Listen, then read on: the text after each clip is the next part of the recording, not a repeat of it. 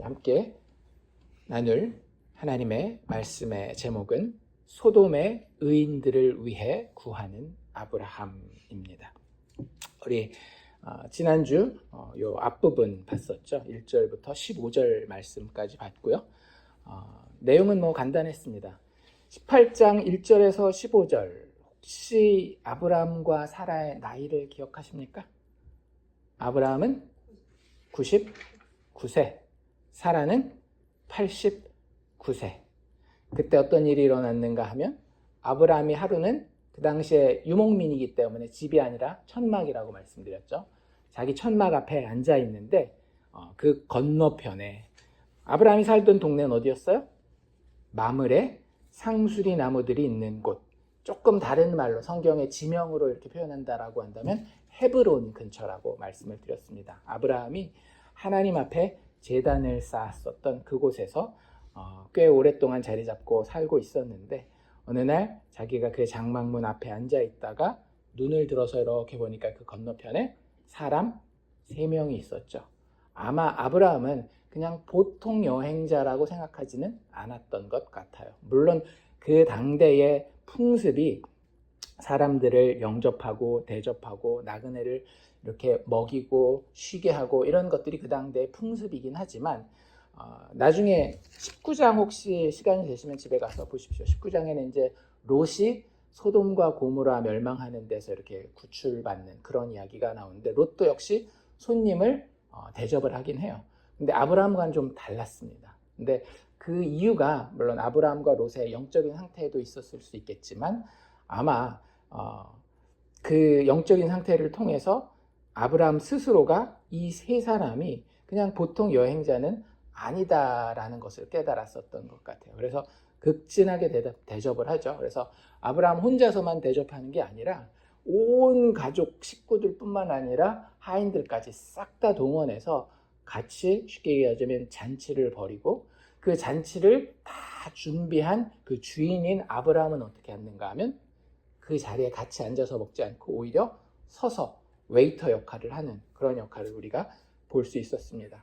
19장에 가서 보면 그 롯이 이 나머지 천사 둘을 대접하는 이야기가 나오는데 그 그림과는 조금은 다른 그림이라는 걸 우리가 알 수 있을 거예요. 그래서 하나님을 어느 정도는 알아보고 대접을 한 가운데에 하나님이 그에게 다시 한번 여전히 부족하긴 부족했습니다. 아브라함이 하나님을 조금이라도 알아보고 이런 모습이 있었긴 하지만 아브라함과 그 아내 사라 그 둘 부부라고 하는 가정이라고 하는 그 모습을 봤을 때 여전히 부족한 자들이었는데 하나님이 그들을 책망하기는커녕 오히려 그들에게 약속된 아들을 다시 한번 확실하게 확증해 주시는 말씀을 2번이나 하십니다.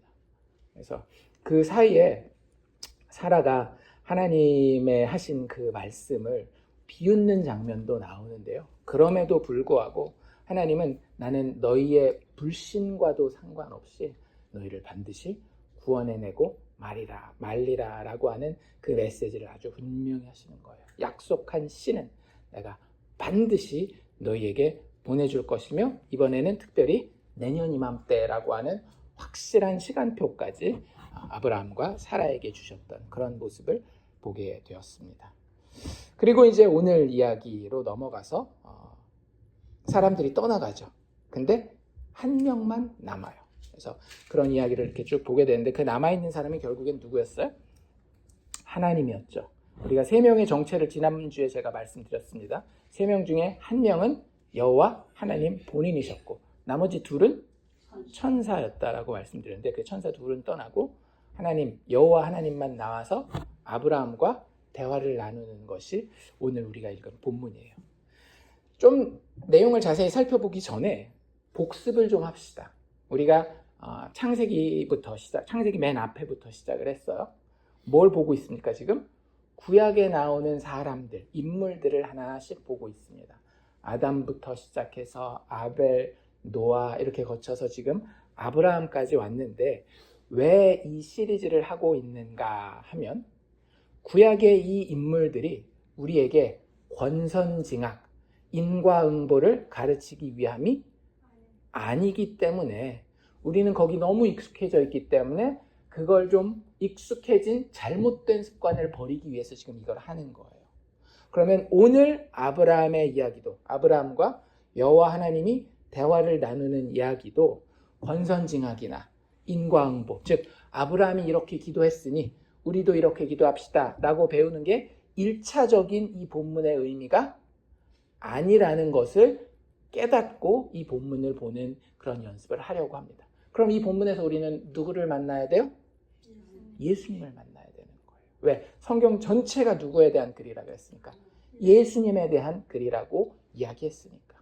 그냥 단순한 세상의 신과는 아주 다른, 이 땅에 육체를 입고 인간인 우리와 똑같이 되어서 우리를 위해 고난받고 수치당하시고 죽으셨을 뿐만 아니라 다시 사신 그 예수님, 인간이지만 동시에 완전한 하나님이신 예수를 드러내는 데에 성경 66권은 다 쓰이고 있다는 거예요.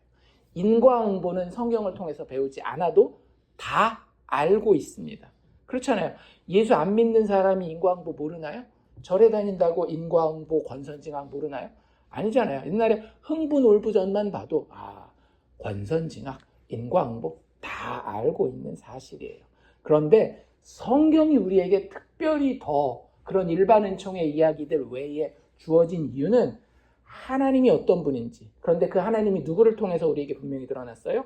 예수 그리스도를 통해서 분명하게 드러났기 때문에 이 구약의 인물들을 통해서 우리가 권선징악이나 인과응보가 아닌 예수 만나는 방법을 이렇게 예수님이 여기 드러나셨구나, 그거 배우기 위해서 지금 이거 하고 있는 겁니다. 그러니까 내가 일반적으로 생각하는 것과는 다른 방식으로 성경을 읽으셔야 돼요. 사람의 자연적인 눈은 성경책 읽으면 위대한 사람이 나왔네, 나도 본받아야 되겠다, 이런 나쁜 사람이 나왔네, 나는 절대 그러지 말아야 되겠다, 이런 인과응보, 권선징악, 성경적인 표현으로 이걸 뭐라 그러는가 하면 율법주의적인 시각으로 성경을 보지 않도록 우리가 이 말씀을 나누고 있으니까 그런 부분에서 우리 초점을 맞춰서 이 오늘 본문도 같이 이해를 하면 좋겠다라는 생각이 듭니다. 그래서 이렇게 질문해 보세요. 도대체 여기서 오늘은 아브라함이 좀 좋은 역할로 나오죠. 그렇죠? 보통 안 좋은 역할도 많이 나왔었잖아요. 근데 아브라함이 좋은 역할을 할 때는 예수님을 미리 보여주기 위해서 그런 거예요. 아브라함이 예수님이라는 얘기가 아닙니다. 아브라함은 예수님과 비교했을 때에 차이가 너무 많이 나죠. 아무리 아브라함이 믿음의 아버지라 할지라도. 그런데 때로는 하나님이 아브라함을 사용하셔서 특별한 방식으로 이 아브라함이 예수님의 구원을 미리 표시해서 보여주는 경우들이 있는데 오늘 본문이 바로 그 본문이에요. 그래서 어떻게 아브라함이 이런 아브라함의 모습으로 예수님이 죄인을 구원하시겠구나 라고 하는 것을 배우시면 되는 거예요. 그리고 난 그 다음에 근데 아브라함이 기도하는 방식은 사실은 누가 기도하는 방식이에요? 예수님이 기도하는 방식이기 때문에 우리도 그 방식을 배우면 좋겠죠. 그래서 우리가 아브라함의 기도의 방식도, 중보기도거든요. 사실은 이게 이 중보의 기도의 방식도 배울 수 있는 것이지, 그냥 아브라함이 이렇게 해서 참 위대한 믿음의 위인이고 기도 응답을 받았으니까 나도 이렇게 해봐야 되겠다라고 바로 이렇게 아브라함이랑 부딪히게 되면 바로 율법주의가 됩니다. 그래서 일단 아브라함의 모습을 통해서 누구를? 예수님을 먼저 발견하고 그 다음에 나도 예수님 닮고 싶다. 은혜 가운데에 전혀 교만하지 않고 겸손한 마음으로, 순종하는 마음으로 나도 예수님처럼 기도해야지 라고 하는 게 올바른 순서라고 하는 거예요. 좀 정리가 되시죠?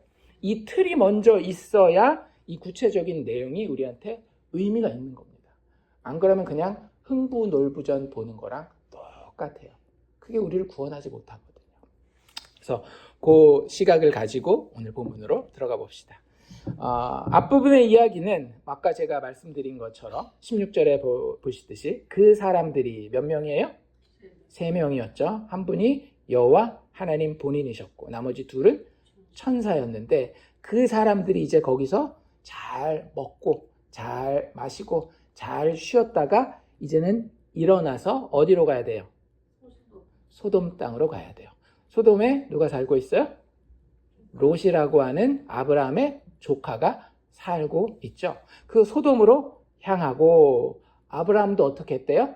거기서 그들을 전송하러, 우리가 배웅 나간다라 그러잖아요. 그래서 전송하러 함께 나가게 됩니다.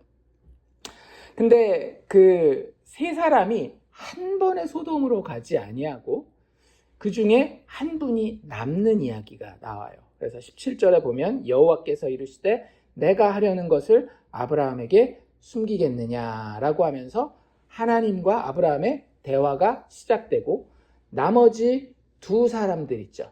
그 사람들은 22절에 보면 그 사람들이 거기서 떠나 소돔으로 향하여 갔다라고 이야기를 합니다. 그러니까 누구랑 누구만 남았다라는 거예요.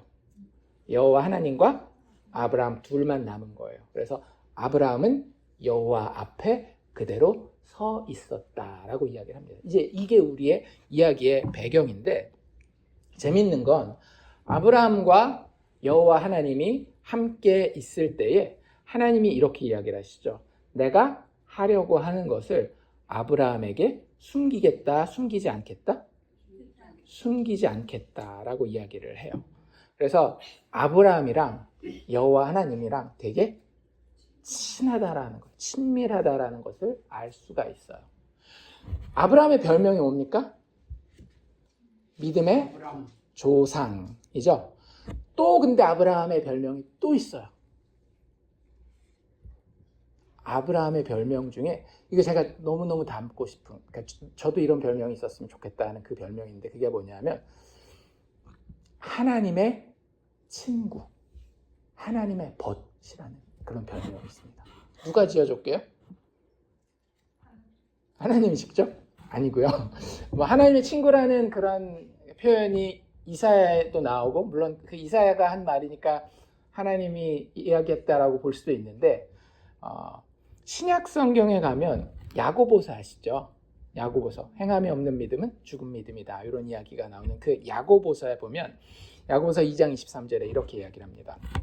이에 성경에 이른바 아브라함이 하나님을 믿으니 이것을 의로 여기셨다는 말씀이 이루어졌고 그러면서 그 뒤에 뭐라고 얘기를 하는가 하면 그는 하나님의 벗이라 칭함을 받았나니.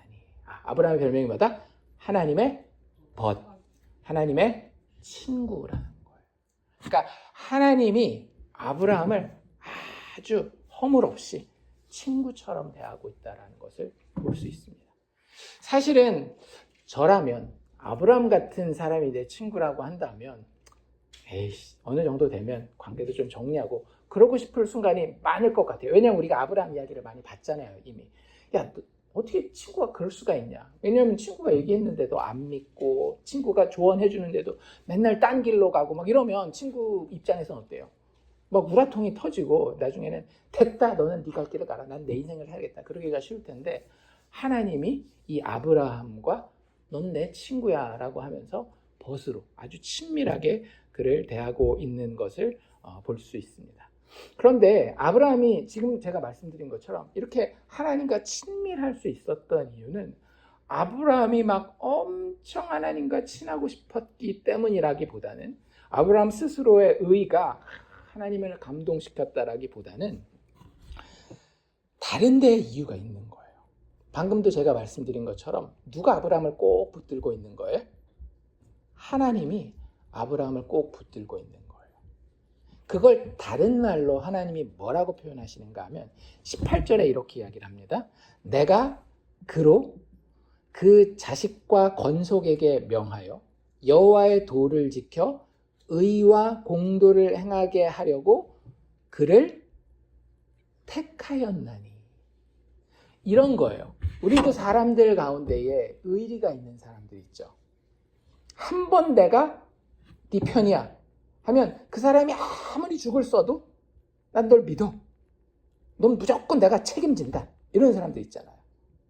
그게 하나님의 택하심입니다. 하나님 한 번 택하시면 저짝 편에서 어떻든지 아무 상관없어요. 하나님의 택하심이 그 관계를 유지하는 것이고 그 관계는 항상 친밀한 관계이기 때문에 하나님 쪽에서 그 친밀한 친구에게 숨기는 것이 있다 없다? 없다라고 하는 거예요. 이게 가장 이상적인 관계가 되려면 어때야 돼요? 하나님 쪽에서 완벽하게 믿고 붙잡아 주니까 이 반대편도 어떠면 돼요? 완벽하게 하나님의 이끄심을, 그 친구의 조언을 따라가면 되겠죠. 그 뜻을 그대로 따라가면 돼요. 근데 아브라함은 그 모습은 조금 부족했어요. 하지만 그래도 하나님이 택하신 그 관계 가운데에 하나님과 아브라함의 관계가 정말로 친밀한 관계에 있구나. 친구라고 하나님이 직접 이야기할 만큼 참 좋은 관계를 아브라함과 하나님이 가지고 있구나라는 것을 볼 수 있어요. 그리고 나서 하나 더 살펴볼 건 뭐냐면 하나님이 내가 아브라함에게 내 할 일을 숨기지 않겠다라고 이야기를 했잖아요. 그럼 뭔가를 비밀을 얘기하겠다라는 거예요. 도대체 하나님이 지금 아브라함에게 말씀하시려고 하는 비밀의 내용이 뭡니까? 심판이죠. 다른 사람들은 지금 알아요, 몰라요? 몰라요. 지금 사라도 모르고 집안의 종들도 모르고 롯도 모르고 소돔과 고모라에 살고 있는 그 누구도 자신들이 하나님 앞에 불심판 가운데 떨어질 것이라는 것을 아는 자가 아무도 없어요. 오직 하나님만 알고 계시는데 그 비밀을 누구와 나누겠다라는 거예요? 아브라함과 지금 나누겠다라고 이야기를 하시는 거예요. 그래서 하나님이 지금 나누려고 하는 이 비밀은 죄악이 심히 무거운 소돔과 고모라를 심판할 것에 대한 내용을 자기 친구인 아브라함에게 감추지 않고 드러내는 그런 이야기입니다. 그래서 상당히 심각하긴 심각했었던 것 같아요. 소돔과 고모라가. 그 전에 전쟁 났었을 때도 기억하시잖아요. 그때도 뭐 죄악이 컸다 그런 이야기를 하고 있는데 오늘 본문에도 보면 하나님이 이렇게 이야기를 하죠. 소돔과 고모라에 대한 부르짖음이 크고 그 죄악이 심히 무거우니. 이거 재밌는 표현이에요. 소돔과 고모라에 대한 부르짖음이 크대요. 여기서 부르짖음은 뭘까요? 사람들의 마음의 소리겠죠. 소돔과 고모라가 잘 나가긴 했지만 그 안에 힘들고 어렵고 사기당하고 강도당하고 폭력당하고 이런 사람들이 많았겠어요? 적었겠어요? 많았겠죠. 그리고 자기는 맨날 피해자라고 생각하는 사람도 사실은 또 다른 사람에게 자기도 피해를 주고 상처를 주고 그런 일들이 많으니까 사람들의 마음 가운데 못 살겠다. 신이 있다라고 한다면 좀 심판하셨으면 좋겠다라고 하는 그런 마음이 누구에게 올라간 거예요? 하나님에게 올라간 거예요. 여러분 여기서 힌트를 하나 얻으셔야 됩니다. 이건 그냥 신앙생활의 팁이에요. 우리가 하나님 앞에 기도하는 방법은 입술로 기도하기도 하지만 입술 되게 중요합니다. 일단 뭐가 있어야 되는 거예요? 마음이 있어야 되는 거예요. 마음에 간절함이 없는 기도 있잖아요. 그냥 형식적인 기도. 이거 해야 되기 때문에 그래도 예수 믿는 사람이 기도를 안 하면 안 되지. 이런 기도는 사실은 하나님의 보좌에 상달되는 그런 기도가 아니에요. 하나님은 오히려 기도도 안 했지만 그 사람들의 마음의 부르짖음을 지금 듣고 계셔요. 그런데 그게 좋은 부르짖음이 아니라 굉장히 슬프고 힘들고 어둡고 무거운 부르짖음인 거죠. 그래서 소돔과 고모라가 크고 그 죄악이 크고 무겁다라는 것을 하나님이 들어서 그것 때문에 직접 지금 내려오셨다라고 하는 거예요. 그래서 가서 과연 내게 들린 부르짖음과 같은지 아닌지 내가 한번 보려고 한다. 사실 하나님이 모르시겠어요? 다 아시죠. 하지만 그 가운데에 정말로 사람들이 어떻게 고통받고 아파하고 또 범죄하고 있는지를 직접 그 몸을 가진 상태에서 보시기 위해 내려오신 그 모습을 우리에게 보여주고 있습니다. 그래서 아까 제가 읽어드린 22절 말씀처럼 두 천사는 미리 떠나요. 소돔을 향해서 쫙 떠납니다. 그리고 여호와 하나님이 아브라함과 남아 있었어요. 근데 제가 상상을 해본다면 3명이 있었는데 두 사람이 먼저 이렇게 움직이고 하나님이 뒤에서 이제 같이 니네 먼저 앞서가면 내가 좀 여유 있게 나는 가겠다라고 하는 요 상황이었을 것 같은데 그때 아브라함이 옆에 있다가 쭈뼛쭈뼛하면서 먼저 말을 시작해요. 그러니까 잠깐 가지 말고 제 얘기 좀 들어주세요. 이러고 있는 거예요. 두 사람 좀 보내시고 하나님 저랑 둘이서 얘기를 좀 합시다. 이런 거예요. 그래서 23절에 보면 이렇게 얘기하잖아요. 아브라함이 가까이 나가서 살짝 하나님한테 붙는 거죠. 가까이 나가서 이르되 뭐라고 얘기를 하는가 하면 하나님 주께서 의인을 악인과 함께 멸하시려나이까. 그러니까 아브라함 생각은 뭐예요? 지금 여기 하나님의 불심판이 뭐 불심판인지 뭔지는 모르겠지만 어쨌든 하나님 심판하신다 그러니까 하나님의 심판이 소돔과 고모라에 떨어지면 다 죽는다라고 생각을 한 거예요. 그래서 그 가운데 그래도 자기가 알기에는 최소한 롯 정도는 하나님을 믿고 하나님의 이름을 부르고 부족하더라도 하나님을 섬기는 자일 텐데 그가 같이 죽는 것에 대한 안타까움이 있었던 거죠.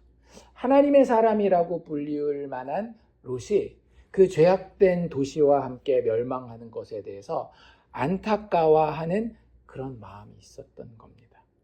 그래서 하나님 앞에 부탁을 하죠. 이걸 다른 말로 뭐라고 부르는가 하면 기도라고 이야기를 합니다. 그런데 특별히 나를 위해서 기도하는 게 아니라 누구를 위해서 기도해요? 다른 사람을 위해서 기도를 하죠. 그래서 이걸 무슨 기도라고 부르는가 하면 중보 기도라고 이야기를 합니다. 중보 기도를 우리는 잘못 알고 있는 경우가 많아요. 그냥 저 사람 잘 되게 해주세요. 그렇게 아무 밑도 끝도 없이 다른 사람을 위해서 기도하는 기도는 하나님이 들으실까요? 안 들으실까요? 듣지 않으십니다. 지금 여기 첫 문장 제가 방금 읽어드렸죠. 뭐라고 읽어드렸어요? 아브라함이 하나님과 둘이 독대하면서 처음에 한 이야기가 뭐예요? 주께서 의인을 악인과 함께 멸하시려나이까. 아브라함에게는 아주 분명한 기준이 있었습니다. 하나님, 저 사람 나랑 친하니까 좀 구원해 주세요. 저 사람 우리 친척이니까 좀 살려주세요. 그러지 않고 하나님이 가지고 있는 기준에 따라 하나님 그 기준을 망가뜨리지 마시고 심판해 주시기를 원합니다. 이게 중보기도인 거예요. 이해가 좀 되세요? 제가 조금 더 자세히 설명을 해드릴게요. 아브라함이 그 뒤에도 뭐라고 이야기를 하는가 하면 의인을 악인과 함께 죽이심은 부당합니다. 그 사람에 대한 이야기인 것 같아요? 하나님에 대한 이야기인 것 같아요? 하나님에 대한 이야기예요. 그 사람이 별로 중요한 게 아니라 하나님 그렇게 하시면 하나님 부당하신 겁니다. 하나님에 대한 이야기를 하고 있는 거예요. 그 사람이 악인이면 하나님 심판하셔야 되겠지만 그 사람이 의인이면 죽이시면 안 됩니다. 왜? 하나님은 하나님이셔야만 하기 때문에. 무슨 얘기인지 이해하시겠어요? 아브라함의 중보 기도는 우리가 흔히 생각하는 중보 기도랑 많이 다르다라고요. 왜냐하면 아브라함이 잘났기 때문이 아니라 하나님이 지금 아브라함을 쓰고 계시기 때문에 그런 거예요. 왜 그런지 조금 이따가 제가 조금 더 자세히 설명드릴 텐데 어쨌든 아브라함의 중보는 사람이 중심이 아니라 하나님이 중심이 되는 거예요. 하나님, 당신이 의인과 악인을 함께 멸하실 수 없지 않습니까? 어떻게 의인과 악인을 같이 그냥 똑같은 죽음 가운데 놓을 수 있겠습니까? 의인과 악인을 같이 하심도 부당하니이다. 계속해서 기도의 중심을 하나님께 두고 있어요. 그게 중보의 기도의 핵심이라고 하는 겁니다. 원래 그거 알고 계셔요? 몇 년 전인가 벌써 꽤 오래된 것 같은데 그 대한예수교 장로회 저희가 합동측이었거든요. 가련교회가 제가 안수받은 교단도 거기서 교단에서 이런 그 전체적인 총회를 하잖아요. 거기서 이런 결정도 했었어요. 중보기도라는 말은 이제 쓰지 말자. 왜? 중보는 사실은 누구만 할 수 있는 거기 때문에 하나님과 죄인 사이를 중보할 수 있는 건 누구밖에 없어요. 예수님밖에 없으니까. 근데 어디 우리가 하나님 앞에 죄인들을 대신해서 중보기도 하느냐라고 하면서 그게 그 교단에서 그렇게 얘기를 하고 맞는 얘기예요. 왜냐하면 우리는 하나님 이래요, 하나님 저래요, 감나라 배나라 할 수 있는 존재가 아니기 때문에. 그래서 이게 되게 중요한 겁니다. 아브라함이 지금 중보기도를 하고 있긴 해요. 그런데 그 모습이 사실은 그냥 인간이 자기 친한 사람들 하나님한테 데려가가지고 예수 좀 봐주세요, 이런 내용이 아니기 때문에 아브라함이 지금 이 기도하는 것이 중보기도로서 우리에게 보여지는 것이고, 궁극적으로는 이 모습이 누구를 보여주는 거겠어요? 예수님 보여주기 위해서. 중보기도는 누구만 가능한 거예요? 예수님만 가능한 거예요. 근데 나중에 제가 거기서 적용까지 갈 때 우리가 그 예수님처럼 기도할 수 있는 거에 대해서 말씀을 드릴 거예요. 그런데 기본적으로 중보기도라고 하는 건 누구를 상대하는 건가 하면 하나님을 상대하는 거예요. 이 사람의 상태가 어떻고 내가 하나님 앞에, 그런 게 아니라 하나님을 상대하는 것이고 하나님의 성품에 기대는 겁니다. 하나님, 당신은 정의로운 분 아닙니까? 세상을 심판하시는 이가 정의를 행하실 것이 아니니까. 이게 아브라함의 중보기도의 기초가 되는 거예요. 그래서 아브라함이 하나님 앞에 기도하는 그 기도의 내용은 하나님의 공의에 의지하여서 자신이 중보자가 되어서, 자신이 중보자가 될 수 있는 이유는 뭐예요? 자신이 하나님과 친하기 때문에. 하나님이 자기 말은 들어요. 다른 사람의 말은 듣지 않지만 하나님이 정해서 내가 네 말은 듣겠다, 심지어 네가 부족해도 내가 네 말은 듣겠다라고 한 존재가 아브라함이라고 하는 존재고, 그 아브라함이 한 말이기 때문에 하나님이 이 말씀을 듣게 됩니다. 중보자로서 간구하는 거예요. 중보 기도하는 거예요. 그 내용이 뭐였어요? 하나님, 생각해 봅시다. 이 성이 정말로 악하고 그 죄가 무겁다라는 거 저도 압니다. 지금 아브라함이 그걸 부정하는 게 아니에요. 소돔을 살려달라는 게 결론이긴 한데, 소돔이 의롭기 때문에, 착하기 때문에, 그 도시에 죄가 없기 때문에 구원해달라는 이야기가 아니에요. 거기에 죄가 정말로 편만하고 그 무게가 무겁다라는 걸 제가 알고 있습니다. 하지만 단서가 뭐예요? 거기에 만약에 의인들이 50명 있으면 어떻게 하시렵니까? 하나님이 하나님의 정의로 악인들을 심판하는 것을 저는 이해합니다. 그리고 거기에 동의합니다. 그런데 그 심판 때문에, 악인을 향한 심판 때문에 50명 있는 그 의인이 다 죽어 멸망하면 되겠습니까? 라고 이야기하고 있는 거예요. 이해가 되시죠? 거기에 누구도 속해 있다라고 생각하는 거예요? 자기 조카 롯도 속해 있다라고 그러니까 결국 아브라함의 인간적인 목표는 누구를 살리고 싶은 거예요? 롯을 살리고 싶은 거예요. 그런데 하나님 앞에 나아갈 때는 함부로 하나님, 얘가 내 조카니까 이럴 수가 있다라는 거예요, 없다라는 거예요? 절대 그럴 수가 없다라는 거예요. 하나님 앞에 나아가는 것은요, 정말로 두렵고 떨리는 일입니다. 제가 율법주의 같지만 왜 주일날 오기 전에 찬양 연습해서 잘 부를 수 있도록, 거의 외울 수 있도록 해가지고 오세요라고 하는가 하면, 하나님 앞에 나온다라고 하는 게 쉬운 일이 아니기 때문에 그런 거예요. 그 율법이 아니라 하나님 앞에 설 때에는 그 어떤 것도 그냥 들고 나올 수가 없는 거예요. 아무리 자기 조카 롯이 위기 가운데 처해 있어도 이 사람 좀 살려주세요, 제 조카입니다, 할 수가 없이 하나님이 누구신지 그것만 보고 나오는 거예요. 그 거룩하고 두려운 분, 그분 앞에 설 때에 그분이 어떤 분인지 알고 있는데 그분은 정의를 행하시는 분이거든요. 하나님의 그 공의 앞에 의인들은 살아야 될 거 아닙니까? 50명이면 되겠습니까? 라고 물어보고 있는 거예요. 하나님 뭐라 그러셔요? 50명? 그래, 50명을 찾으면, 소돔에서 내가 50명 찾으면 그들을 위하여서, 와, 그 50명만 살리는 게 아니라 그들을 위하여서 온 지역을 용서하리라 라고 얘기를 합니다. 참 놀라운 일이죠. 어떻게 보면 이거 조금 말이 안 되긴 한데요. 왜? 의로운 재판장은 죄인을 그냥 풀어주면 돼요, 안 돼요? 안 돼요. 근데 하나님이 그렇게 이야기하고 계셔요. 그 가운데에 의인 50명이 있으면 그들을 위하여 그 온 지역을, 소돔과 고모라 온 지역을 용서하리라 라고 이야기를 해요. 그럼 이제 가면 되잖아요.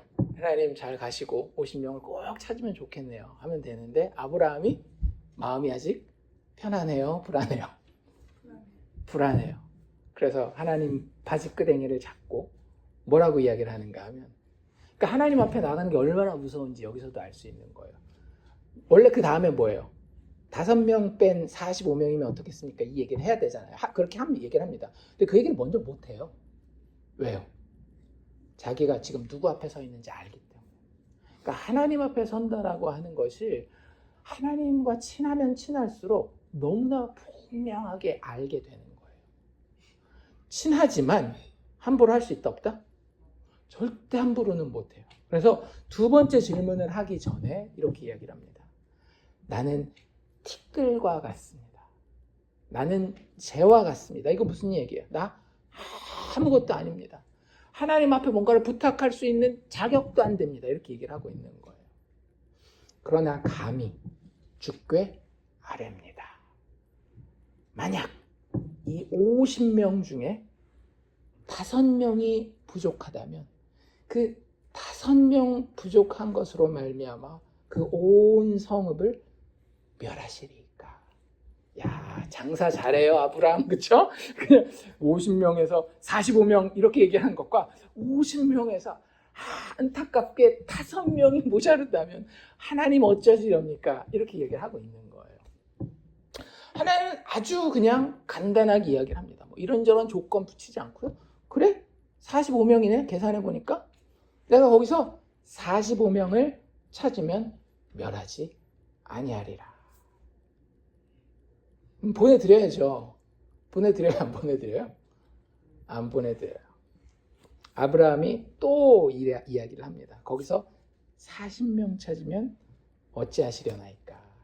하나님이 40명으로 말미암아 멸하지 아니하리라. 보내드려요?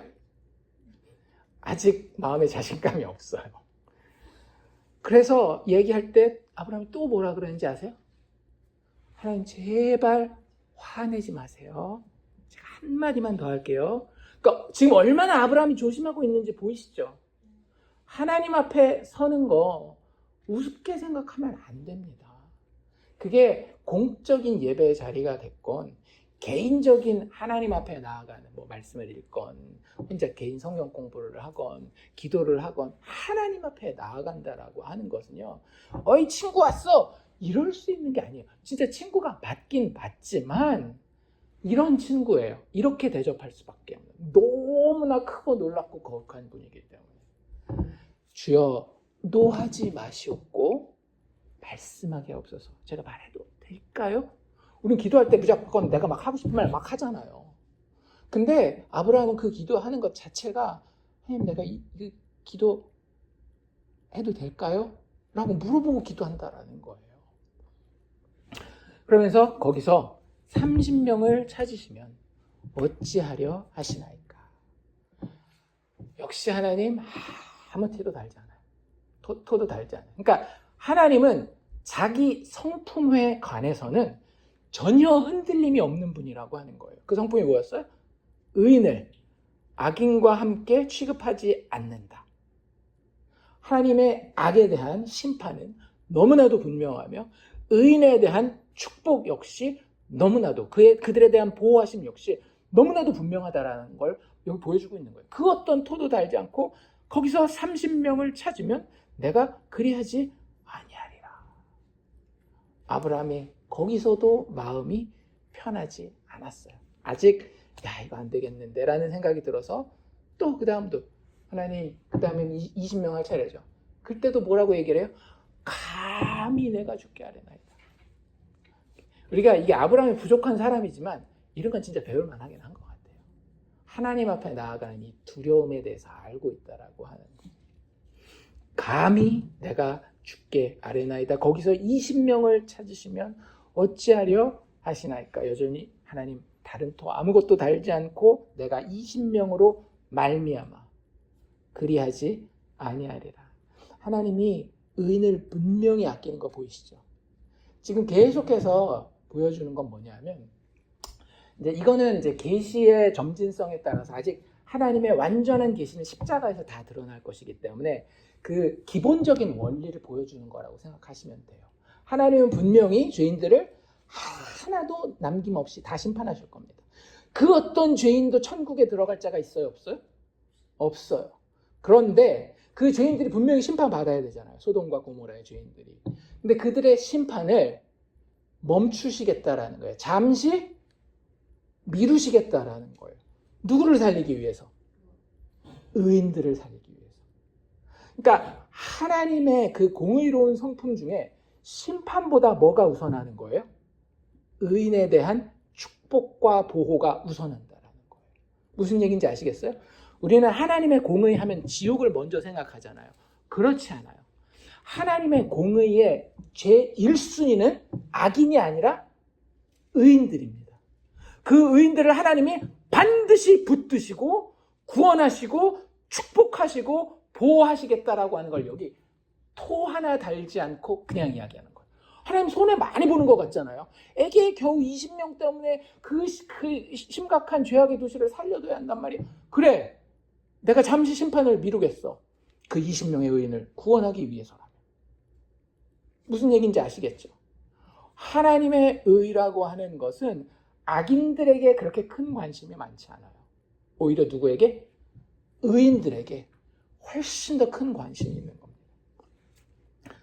20명까지 내려갔어도 아브라함은 아직 불안해요. 그래서 마지막으로 주는 노하지 마옵소서. 그러니까 끝까지 계속해서 여호와를 경외할 수밖에 없는 아브라함의 모습을 보게 됩니다. 그동안 역사가 있잖아요. 하나님을 얼마나 많이 만나왔어요, 아브라함이. 그러니까 하나님을 부인할 수 없고 그분을 경홀히 여길 수 없는 그 아브라함이 마지막으로 주는 노하지 마옵소서. 내가 이번만 더 아뢰리이다. 거기서 10명, 10명을 찾으시면 어찌하려 하시나이까. 이르시되 내가 10명으로 말미암아 멸하지 아니하리라 라고 이야기를 하십니다. 아브라함이 여기서 계속 무슨 역할을 한 거예요? 하나님과 심판받을 죄인들, 소돔 사람들 사이에서 중보자 역할을 하고 있는 거죠. 그리고 하나님이 그 중보자가 어떻게 구했어요? 에이, 나랑 친하니까 그러지 않고 누가 중심이 됐어요? 중보자의 기도에, 중보 기도의 핵심은 사람이 아니라 누구였어요? 하나님이었죠. 하나님의 거룩하신 성품, 의로우신 성품, 공의로우신, 정의로우신 성품에 근거하여서 계속해서 그 의인들을 위해서 기도할 때마다 그 중보를 들으셔요, 안 들으셔요? 들으셔요. 왜? 의인들이 죽으면 안 되니까. 의인들이 멸망하면 안 되니까 하나님이 중보자의 기도를 듣고 있는 겁니다.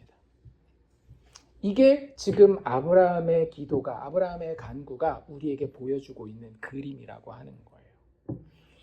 자, 그럼 이제 여기서 우리는 아까도 본 것처럼 우리가 어떻게 기도해야 되겠다라는 걸 배울 수도 있지만 그건 1차적인 게 아니라고 말씀드렸어요.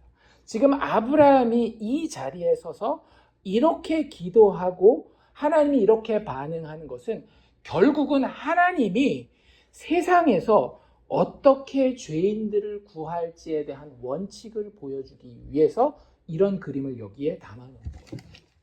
하나님이 세상을 어떻게 구원하실까요? 중보자를 통해서 구원하십니다. 세상에 그 누구도 하나님이 심판하려고 할 때에 그 사이에 누군가 끼어들어서 막지 않으면 다 죽을 수밖에 없어요. 그런데 그 사이에 지금 누가 끼어들고 있어요? 중보자 아브라함이 끼어들고 있는 거잖아요. 하나님이 세상을 구원할 수 있는 방법은 그거밖에 없어요. 왜? 하나님의 공의 중에 아주 중요한 기둥이 뭐예요? 죄인을 심판하는 거기 때문에. 그리고 이 세상은 누구로 가득 찼어요? 죄인들로 가득 차 있거든요. 그래서 그 세상을 멸하실 때에 그 세상 가운데에 그나마 누군가가 구원받으려면 하나님과 죄인 사이에 선 중보자가 필요합니다.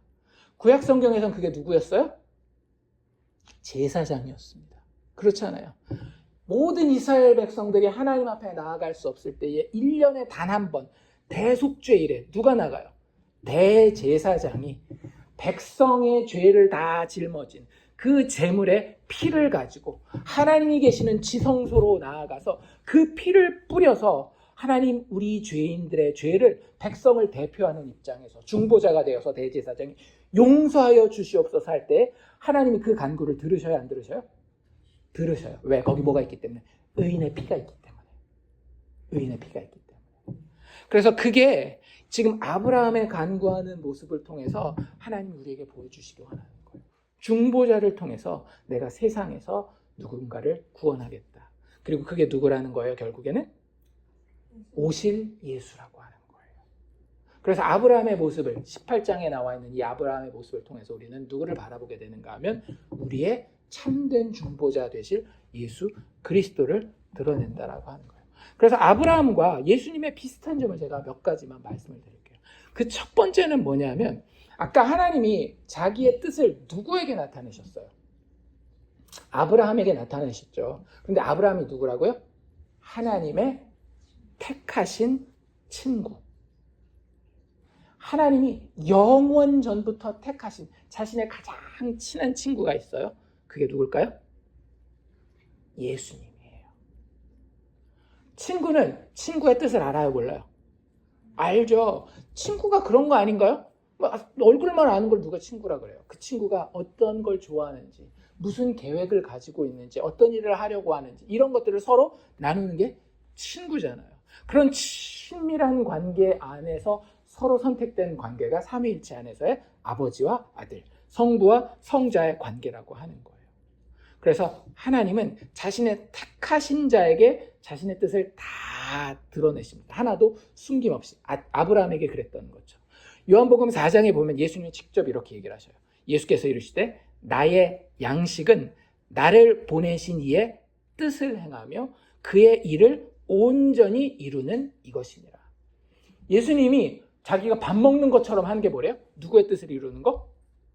아버지의 뜻을, 나를 보내신 이의 뜻을 이루는 거라는 거예요. 또 요한복음 6장 38절에서 뭐라 그러는가 하면 내가 하늘에서 내려온 것은 내 뜻을 행하려 함이 아니요 하늘에 내 친구 되시는 아버지가 계시는데, 성부가 계시는데 그 하나님에게서 내가 왔는데 그 이유는 내 뜻을 행하려 함이 아니요 나를 보내신 이의 뜻을 행하려 함이라. 예수님이 하나님의 택하신 하나님의 가장 친밀한 분이시라고 하는 거예요. 마치 누가 그랬었던 것처럼 아브라함이 창세기 18장에서 그랬었던 것처럼. 그래서 하나님의 진짜 택하신 중보자는 아브라함을 넘어서 결국에는 누구라는 것을 우리에게 이야기해주고 있는가 하면 예수 그리스도라고 하는 것을 성경 전체가 이야기하고 계셔요. 그리고 그 예수에게는 하나님이 자기 뜻을 숨기는 법이 있다 없다? 없어요. 그래서 예수님이 하시는 말씀은 우리가 다 누구의 뜻으로 받으면 되는 거예요? 하나님이 하시는 말씀으로 받으면 되는 거예요. 그리고 그 중에 하나님이 그 아들 예수에게 가장 중요하게 이야기하신 내용이 뭘까요? 심판에 대한 이야기예요. 세상 사람들은 이 세상이 끝나고 내 인생이 끝나고 무슨 일이 있을지 알아요, 몰라요? 잘 모르죠. 교회 다니는 사람들도 제가 볼 때는 자기 인생이 끝난 다음에 무슨 일이 있을지 잘 모르는 것처럼 사는 것 같아요. 근데 예수님은 아주 분명하게 알고 있었습니다. 너희들의 인생이 끝나면 뭐가 있을 것이다? 하나님 앞에 심판이 있을 것이다. 마태복음 25장 기억나십니까? 마지막 날에 임금이 다시 오실 텐데 그때 심판좌에 앉아서 그 오른편과 왼편을 구별할 것이다. 오른편에 누가 있을 것이다? 양들, 의인들이 있을 것이고 왼편에 누가 있을 것이다? 염소들, 죄인들, 악인들이 있을 것이다. 반드시 그 심판이 있을 것이다. 어떻게 알아요? 아버지께서 아들에게 알려주셨기 때문에. 그리고 그 악인들에게 임할 심판에 대해서 얼마나 자세히 알고 있었는가 하면 그 심판이 불심판일 것을 알고 있었어요. 아브라함에게서도 그 심판이 어떤 식으로 이루어지는지 보잖아요. 지금까지 심판은 어떤 모습으로 있었는가 하면 지금 아브라함 당대에 인간들이 기억하고 있는 하나님의 심판은 어떤 모습이었는가 하면 물심판이었어요. 언제요? 노아 홍수 때예요. 한 번도 그들은 지금까지 불심판이라는 걸 겪어본 적이 없는 존재들이에요. 그런데 하나님이 소돔과 고모라를 심판할 때 나중에 19장은 꼭 집에 가서 보십시오. 어떤 심판하십니까? 불로 심판하신단 말이에요. 하늘에서 유황불 같은 것이 내려서 소돔과 고모라가 싹 다 멸망한단 말이에요. 그런데 그 심판에 대해서 예수님이 그게 마지막 심판에 대한 그림자였어 라는 말을 은근슬쩍 하시는데, 마태복음 13장에 가면 천국에 대한 비유를 하면서 이런 이야기를 하세요. 40절 42절인데, 그런즉 갈아지는 거두어서 어디에? 불에 사르는 것 같이 세상 끝에도 그러하리라. 세상 끝의 심판에 대해서 예수님 너무나 정확하게 알고 계시죠. 그때는 물심판이 아니라 무슨 심판이다? 불심판이다. 마치 언제처럼? 소돔과 고모라의 심판처럼. 가라지를 거두어 불에 사르는 것 같이 세상 끝에도 그러하리라. 인자가 그 천사들을 보내리니 그들이 그 나라에서 모든 넘어지게 하는 것과 또 불법을 행하는 자들을 거두어내어 풀무불에 던져 넣으리니 거기서 울며 이를 갈게 되리라. 예수님이 선포하셨던 심판의 내용이에요. 어떻게 알고 있어요? 하나님 아버지께서 그 아들에게 자신의 뜻을 다 숨기지 않고 드러내셨기 때문에 그런 거예요. 그래서 그런 모습이 지금 아브라함이 중보자로서 하나님과 관계하는 모습이 예수님에게도 그대로 드러나는 모습이고, 또 다른 모습은 뭐냐면 아까 제가 계속 말씀드린 거예요. 하나님이 죄인을 구원할 때에 세상이 망하지 않으려면 그 사이에 누가 있어야 된다? 중보자가 있어야 된다라고 하는 거죠. 하나님 앞에 중보자가 없는 인생의 모습은요, 항상 허무하고 그 마지막은 절망일 수밖에 없습니다. 하나님이 세상을 만약에 구원한다라고 한다면, 세상에 있는 의인을 구원한다라고 한다면 유일한 방식은 그 사이에 서게 될 중보자를 위해서예요. 그 욥 기억하십니까?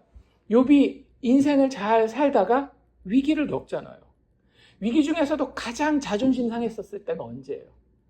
친구들이 와가지고 속을 박박 긁어놓을 때 아니었습니까? 내가 니들보다는 착하게 살았는데, 하나님 앞에서 완벽하진 않더라도 니들보다는 착하게 살았는데 니들이 어떻게 나한테 그럴 수 있어? 근데 하나님이 자기를 지금 보시는 것 같아요? 안 보시는 것 같아요? 안 보시는 것 같아요. 오히려 그냥 나를 악인 취급하고 이렇게까지 나를 괴롭히시는 것 같단 말이에요. 하나님과 나 사이에 아무도 없는 것 같을 때 욥이 이렇게 이야기합니다. 욥기 9장 32절 33절인데요. 하나님은 나처럼 사람이 아니신지. 그러니까 우리가 하나님 앞에 설 때에 사람과의 관계를 생각해서는 절대 안 돼요. 하나님은 나처럼 사람이 아니신즉 내가 그에게 대답할 수도 없고 함께 들어가 재판을 할 수도 없어요. 재판하면 백발백중 깨질 테니까. 딱 원하는 게 하나밖에 없습니다. 우리 사이에 손을 얹을 판결자가 있으면 좋겠구나. 그런데 없구나. 이게 욥이 원했던 거예요. 하나님 앞에 선 그 초라한 욥의 모습, 그 억울한 욥의 모습 가운데에 욥이 바랬던 거 단 하나라고요. 하나님과 나 사이에 손을 얹을 판결자, 그게 중보자를 이야기를 하는 거거든요. 재판하는 가운데에서 중재를 좀 해줄 사람이 있었으면 좋겠는데, 하나님의 법전, 그 참 음도 티도 없는 그 법전 앞에서 난 할 말이 없어요. 하나님이 나보고 뭐라 그러면 내가 뭐라고 얘기를 하겠습니까? 하나님 다 맞으실 텐데 나에겐 소망이 없네요.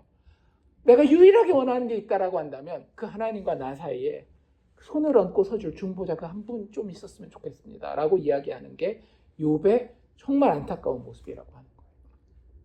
하나님이 그것을 통해서도 무엇을 이야기하려고 하는가 하면, 롯과는 정반대잖아요. 롯은 어때요? 중보자 아브라함이 있었기 때문에 나중에 어떻게 돼요? 살잖아요. 그런 것처럼 하나님이 우리에게 보여주려고 하는, 하나님이 세상에서 혹시라도 있을 의인을 구원할 때 그 의인들을 구원하는 원칙은 뭐냐면 중보자를 통하여 한다라고 하는 거예요. 그리고 그 중보자의 간구함을 통해서 죄인을 세상에서 구원해내신다라고 하는 겁니다. 그리고 그 중보자는 무엇을 구하는가 하면, 하나님 얘 불쌍하니까 봐주세요가 아니라 하나님의 공의에 근거한 자비함을 신뢰하여서 간구하십니다. 이게 무슨 얘기냐 하면, 하나님 의인들을 멸하실 수 없죠. 의인들은 죄인들과 함께 죽이셔서는 안 됩니다. 죄인들과 함께 의인을 심판하셔서는 안 됩니다라고 이야기를 해야 돼요. 그럼 한번 생각해 봅시다. 아브라함의 간구 때문에, 아브라함이 몇 명까지 내렸어요? 50명에서 시작해서 10명까지 내렸죠. 그래서 소돔과 고모라가 삽니까 망합니까? 망했어요. 왜요? 의인이 없었기 때문에. 그들 가운데 아브라함이 들고 나올 의인 10명이 없었기 때문에 결국에 망합니다. 이게 아브라함의 한계예요. 그런데 예수님은 이 아브라함보다 더 나은 중보자이기 때문에 자기 스스로 완벽한 의인들을 준비해낼 수 있었습니다. 어떤 방식으로? 아브라함은 소돔을 위해서 자신이 할 수 있는 게 없었어요.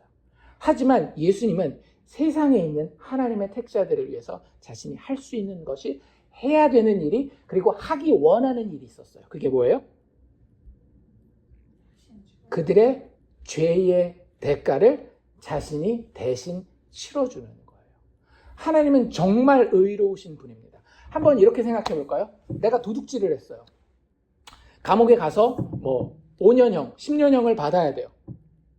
그러면 그 죄에 상당한 벌이 있을 거 아니에요. 만약에 네가 도둑질을 했어. 제가 도둑질을 했는데 1억 원을 도둑질을 했어요. 그런데 너 그거 갚아. 그 죄가 용서만 받으려면, 사형은 시키진 않겠죠. 용서만 받으려면 네가 도둑질했으니까 손해 끼친 거 갚고, 그 다음에 거기다가 대가를 치르는 걸로 그 벌금까지 내. 해서 1억을 훔쳤으니까 2억을 갚아라고 얘기를 했어요, 재판관이. 그러면 널 용서해 줄게. 아니면 10년 동안 감옥에 들어가는 거야 라고 얘기를 했다라고 한다면, 누군가가 나에게 그 2억 원을 들고 와서 다 갚아줬어요. 그러면 재판관이 의롭다라고 한다면 너 1억 원 훔쳤으니까 10년 동안 감옥에 들어가라고 더 이상 얘기하면 돼요, 안 돼요? 안 되죠. 왜요? 누군가가 내가 치러야 할 죄의 대가를 대신 치러줬으니까. 이 사람은 법적으로 뭐가 된 거예요? 의로운 자가 된 겁니다. 더 이상 죄인이 아닌 거예요. 아브라함은 근데 소돔 사람들을 위해서 그 대가를 치러줄 수 있었느냐라고요? 없었느냐라고요? 소돔과 고모라를 위해서 간구할 수는 있었지만 그들의 죄를 대신할 만한 내놓을 것이 없는 자였어요. 예수님은 아브라함보다 더 나은 중보자라는 게 뭐냐면, 그들을 위해서 중보하고 기도해요. 하나님, 의인들을 살리셔야 될 것 아닙니까? 의인들이 몇 명 있건 간에 살리셔야 될 것 아닙니까? 얘기할 때 그 의인들을 만들어내시는 분이에요. 어떤 방식으로? 자기의 피를 흘려 그 죄인이 치러야 되는 죄의 대가를 치르게 하심으로 그 죄인을 의인 만들어 놓고, 하나님이 이 의인 심판하시면 안 됩니다라고 이야기하시는 분이 예수님이라고 하는 겁니다. 그래서 예수 믿는 것이 중요한 거예요. 그 예수님이 누구를 위해서 간구하고 있는 거예요? 세상에 있는 죄인이었지만 예수님의 피를, 예수님의 그 대속의 죽음을 의지하고 예수 믿는 사람들을 위해서 예수님이 간구하고 계시는 거예요. 예수님 그래서 친히 뭐라고 얘기하셔요? 우리 기억나십니까? 요한복음 17장이 예수님의 대제사장적 기도라고 얘기를 했잖아요. 그때 예수님이 뭐라고 얘기하시는가 하면, 내가 그들을 위하여 비옵나니. 이거 딱 누구의 모습이에요? 아브라함의 모습과 겹치지 않습니까? 예수님이 세상에 있는 망해 죽어야 할 그 죄인들을 위해서 하나님 앞에 딱 가로막고 서서 중보자로서 기도하고 계시대요. 자기 입술로 그러시잖아요. 내가 그들을 위하여 비옵나니, 내가 비옵는 것은 세상을 위함이 아니요 내게 주신 자들을 위함이니이다. 그들은 아버지의 것이로소이다. 아버지의 의인들입니다. 죽이시면 안 됩니다. 아버지께서 약속하신 피의 대가가 이미 십자가에서 치루어집니다. 아버지께서 이들을 살리셔야 됩니다라고 이야기하고 있는 거예요. 이걸 알고 있는 사도 바울은 뭐라 그래요? 로마서 8장 34절, 누가 정죄하리요? 심지어는 하나님도 더 이상 그들을 정죄하지 않으신다라는 거예요. 세상도 정죄하지 아니하고 하나님도 정죄하지 아니하고 나도 이제는 죄의식 가운데 빠져 있을 필요가 없는 거예요. 누가 정죄하리요? 죽으실 뿐 아니라 다시 살아나신 이는 그리스도 예수시니 그는 하나님 우편에 계신 자요 우리를 위하여 뭐하는 자시라? 간구하시는 자시니라. 예수님이 하나님과 죄인 사이에 서서 지금도 중보로 기도하시며 간구하고 계시다라고 하는 거예요. 여러분들, 우리가 세상을 살아갈 수 있는 이유가 이것입니다. 우리가 마지막에 하나님의 심판을 견딜 수 있는 이유가 이거예요. 다른 아무것도 우리가 자랑할 것이 없어요. 오직 누구만 하나님과 우리 사이를 가로막고 서서 자신의 피를 흘리고 자신의 목숨을 드린 중보자 예수만이 우리가 세상을 살아갈 수 있는 힘이요, 마지막 하나님의 심판대 가운데에 당당하게 설 수 있는 용기가 된다라고 하는 겁니다. 다른 데에서 우리 신앙의 핵심을 찾지 마시기를 바랍니다. 히브리서 저자도 이렇게 이야기를 합니다. 그 예수님이 지금도 우리를 위해서 간구하시고 계시는 그 모습. 그러므로 자기를 힘입어 하나님께 나아가는 자들을 온전히 구원하실 수 있으니, 예수님 이야기하는 거죠. 이는 그가 항상 살아계셔서, 예수님이 어떻게 항상 살아계셔요? 죽었다가도 다시 부활하실 정도로 항상 살아계셔서 그들을 위하여 뭐 하심이라? 간구하심이라. 성경에 예수님의 이 간구하심에 대해서 얼마나 많이 나와 있는지 보이시죠? 예수님이 이렇게 우리의 중보자가 되어서 간구하시고 계십니다. 지금도. 그리고 그 모습이 이미 어디에 나와 있었던 거예요? 죄인들인 소돔과 고모라 백성들과 의로우신 하나님 사이에 섰었던 아브라함의 모습을 통해 성경에 이미 예고가 되어 있었다라고 하는 거죠. 단 차이는 뭐예요? 아브라함은 자신이 내놓을 죄의 대가가 없었기 때문에 그 기도에도 불구하고 의인 10명이 없어서 소돔과 고모라는 멸망했지만, 예수님의 간구는 실패하는 법이 있다 없다? 없어요. 왜? 완벽한 제물이 되어서 자신이 들고 나오는 그 모든 죄인을 의롭게 하여 하나님 앞에 드리시기 때문에. 예수님 그래서 뭐라고까지 얘기하시는가 하면, 내가 그들과 함께 있을 때에 내게 주신 아버지의 이름으로 그들을 보존하고 지키었나이다. 그 중에 하나도 멸망하지 아니하였나이다 라고 이야기를 하고 계시는 거예요. 그게 우리의 신분입니다. 그게 우리의 용기가 되는 거예요. 예수 믿는 사람들은 내가 뭘 잘하고 못하고, 나도 아브라함처럼 기도를 하고, 누가 나를 위해서 기도하고, 우리 이제 좀 이따 찬양할 거잖아요. 누군가 너를 위해 기도하니 할 때, 나를 위해 기도하실 우리 아버지, 어머니, 나를 위해 기도하고 있을 나의 자녀들, 그런 거 기대하지 마세요. 누군가 너를 위해 기도하네에 제1차 가장 중요한 주인공은 누구겠어요? 예수님이에요. 우리를 하나님 앞에 의롭게 세우기 위해서 십자가에서 죽으시기까지 우리를 사랑하셨을 뿐만 아니라 지금도 죽지 아니하시고 영원히 우리를 위해서 하나님 보좌 우편에서 간구하시는 중보자 예수. 그분이 우리를 구원하시고 그분이 우리를 이 세상에서도 승리자로서, 넉넉히 이기는 자로서 살게 하신다라고 하는 겁니다. 아브라함의 모습은 그것의 아주 작은 부분을 보여주고 있는 거예요. 이 중보 때문에 누가 살아요? 결국엔. 그래도 롯이 살잖아요. 롯이 자기의 의로 산 것 같아요? 물론 롯도 의인이긴 합니다. 근데 롯이 왜 살았는지를 제가 19장 읽으라 그랬으니까 꼭 집에 가서 19장 읽으십시오. 19장에 정확하게 이야기하고 있어요. 하나님이 그 소돔과 고모를 엎어버렸다라고 이야기를 하거든요. 진짜 하늘에서 유황불을 내려서 그냥 싹 갈아엎어버리십니다. 근데 그 엎으시는 그 장면에서 뭐라고 얘기를 하는가 하면, 하나님이 누구를 생각하사? 중보자 아브라함을 생각하사 롯을 그 엎으시는 중에서 내보내셨더라. 롯이 산 이유는 롯 스스로의 의보다는 누구 때문에 산 거예요?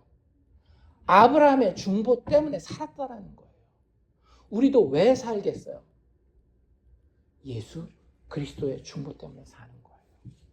우리가 이 땅에서 살 때에 인생의 모든 허무와 절망을 이기고 진짜 산자로서 사는 것도 우리의 중보자 되신 예수 그리스도의 간구하심 때문에 사는 것이고, 마지막 날 이 육체를 떠나 하나님의 심판대 앞에 섰을 때에 저 지옥 자리에 떨어지지 아니하고 하나님의 영광스러운 그 나라에 동참하게 될 수 있는 이유도 우리의 중보자 되시는 예수 그리스도의 간구하심 때문에 그 자리에 설 수 있게 된다라고 하는 거죠. 그래서 우리는 이 창세기 18장 이야기를 보면서 우리에겐 중보자가 있구나, 아브라함과 같은 중보자가 있구나, 그거 하나 배우시면 되는 거예요. 그런데 아브라함이 우리의 진짜 중보자가 아니라 우리에게는 더 나은 중보자의 더 나은 간구함이 있다라고 하는, 그의 생명을 바친 간구함이 우리에겐 있어요. 예수 그리스도 구원자 되신 그분이 나의 유일한 중보자로서 하나님과 나 사이에 서서 나를 하나님 앞에 의인으로 소개하고 있다라고 하는 사실을 우리가 기억하실 수 있기를 바랍니다. 그런 마음 가지고, 그러한 담대함을 가지고 우리도 기도할 수 있는 거예요. 무슨 얘기인지 아시겠어요? 그러니까 우리의 기도는 함부로 우리 입술에서 그냥 확 나와서는 안 돼요. 우리의 기도는 누구의 기도를 먼저 깊게 묵상해야 될까요? 예수님의 기도를 먼저 깊게 묵상해야 됩니다. 예수님이 기도할 때 얘 내가 친해요 이렇게 기도했다라고요? 아니라고요. 누군가를 위해서 기도할 때 예수님은 항상 하나님 당신은 공의로운 분 아니십니까? 그 공의가 의인을 반드시 구원하시지 않습니까? 얘기하는 그 하나님에 대한 신앙 고백이 우리의 모든 기도의 내용을 결정해야 되는 거예요. 내가 하고 싶은 기도가 아니라. 그래서 기도는 먼저 어디서 시작해야 되는가 하면 듣는 데에서, 하나님의 말씀을 듣는 데에서 시작해야 되는 겁니다. 하나님, 내가 하나님의 어떤 부분을 묵상하면서 기도해야 할까요? 그리고 그때 하나님이 우리에게 누군가의 영혼에 대해서 떠올리게 하실 수 있습니다. 그게 내 자식이 될 수도 있고요, 내 친구가 될 수도 있고, 모르는 동네 사람이 될 수도 있어요. 그때 어떻게 기도하는 거예요? 하나님, 얘는 내 아들이니까 꼭 구원해 주셔야 됩니다.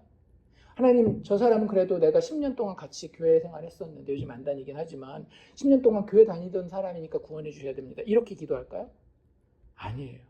우린 그대의 영혼을 위해 기도하되, 하나님, 저 영혼을 위해서 그리스도께서 혹시 피 흘리셨습니까?